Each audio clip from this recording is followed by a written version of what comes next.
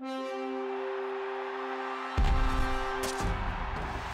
a record number of rookie quarterbacks who will be under center in week 1, we're going to take a look back at a couple of the rookies from last year that were thrown into the fire very soon, didn't have the same type of success as a Cam Newton, Andy Dalton, some of these other guys. So the two guys we're talking about are probably obvious, Christian Ponder and Blaine Gabbert. The question is who's going to have a more successful second season in the NFL. You're going Christian Ponder. Tell me why. The concerning thing with Christian Ponder last season is that the longer you went, the more question marks you had. But overall, if you look at the tape between him and Gabbert, I just always felt that Ponder was more comfortable in the pocket in high-pressure situations. He looked like the quarterback more capable of making a big play, making something positive happen on the field, while Gabbert kind of just crumbled under the pressure. And now when you come in this offseason, you get Matt Khalil to be your left tackle, a very highly touted player, Jerome Simpson at receiver to pair with Percy Harvin, Adrian Peterson on the mend. Just look at the full cast there in Minnesota, and I think Ponder's going to be a little bit stronger than Gabbert this second season. I won't argue that the weapons you just described maybe aren't a little bit of an upgrade over what Ponder had to work with last year, but I don't think there's any comparing what the Jaguars and the Vikings have done this offseason to surround their quarterback with better tools. We were talking about Blaine Gabbert. That was arguably the worst receiving core in the NFL last season, and he looked scared. He didn't look like he was ready for it at all. They go out and draft Justin Blackmon. They go out and get Laurent Robinson. There's been some definite upgrades, not to mention this coaching staff, which was handpicked to help out Gabbert. So I feel that if you're going to make the argument, you know, where are they in year 2 as far as the people around them being better, I think Gabbert has to take the nod.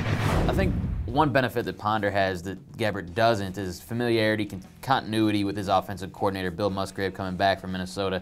We're in the first year of the Mike Mularkey, Brett Kowski regime in Jacksonville on offense. It may take a little time for everything to be clicking on all cylinders now. You have a player who's been holding out all offseason in Maurice Jones-Drew. Just some little concerns that maybe at the start of the year, they're just not quite ready to function as well as they will be maybe later in the season, while Ponder, I think, is going to be a little bit more consistent right away. I think it's a great point, and I think that was really the thrust of the entire Jaguars offseason, was trying to build more stability. So while you're right that it's going to take time, I think that when you want to talk about these guys' struggles as a rookie, a big part of it for Gabbert was the lack of stability. We talked about both guys being thrown into the fire, but they were allowed to give Ponder a little bit more time until they knew that it wasn't going to work out with McNabb. In the case of the Jaguars and Jack Del Rio, who was a dead man walking by week 2 pretty much, he cut the cord on Luke McCown, and went to Gabbert pretty soon. So I'm not sure the coaching was adequate. We talked about the weapons, but you saw as soon as Del Rio was fired, Mel Tucker was brought in. There was changes to the coaching staff. Those were also to help Gabbert to promote a little bit more continuity. So you make a good point about the playbook and him having to learn something new, but I think it's something that could work into his advantage, you know, maybe by mid-season. No matter who's on your coaching staff, and they're not going to be out there holding your hand when you're on the field. And in the highest pressure situations last season, I saw Christian Ponder in the red zone, inside the 20-yard line. We're talking about a 114.3 quarterback rating, best in the league. It leaves me scratching my head a little bit, but still, it speaks, I think, to the maturity, the ability to take on high-pressure situations and still thrive.